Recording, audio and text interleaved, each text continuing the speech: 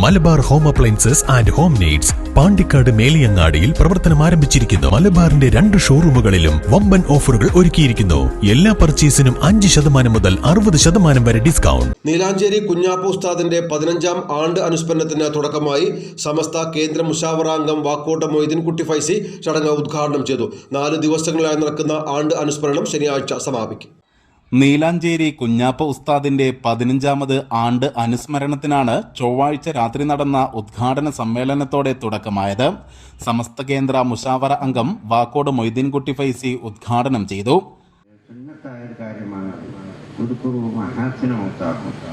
നിങ്ങളിൽ നിന്ന് മരണപ്പെട്ടു പോയവരുടെ മഹാസിന് അവരുടെ ഗുണഗണങ്ങൾ നിങ്ങൾ എടുത്തു പറയുക, അത് നിങ്ങൾ അനുസ്മരിക്കുക എന്നാണ് സല്ലല്ലാഹു അലൈഹി വസല്ലമ പറഞ്ഞിട്ടുള്ളത്.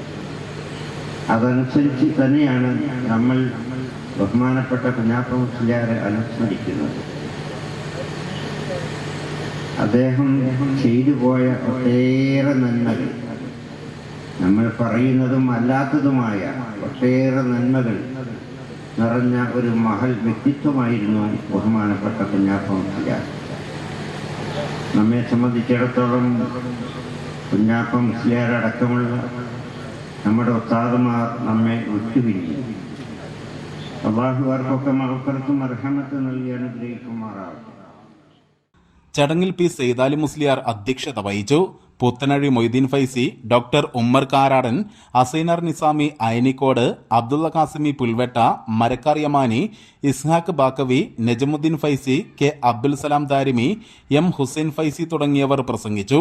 വ്യാഴാഴ്ച വൈകിട്ട് നടക്കുന്ന ദുആ സമ്മേളനത്തിന് വലിയുദ്ദീൻ ഫൈസി വാഴക്കാട് നേതൃത്വം നൽകും. പി ഹസൻ മുസ്ലിയാർ നീലാഞ്ചേരി അധ്യക്ഷത വഹിക്കും. ഷമീർ വാഫി കൂവപ്പുറം ഉദ്ബോധന പ്രസംഗം നടത്തും.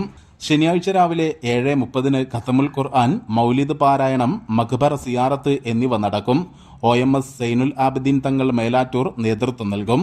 തുടർന്ന് നടക്കുന്ന അന്നദാനത്തോടെ നേർച്ച സമാപിക്കും. News bureau Thuvur.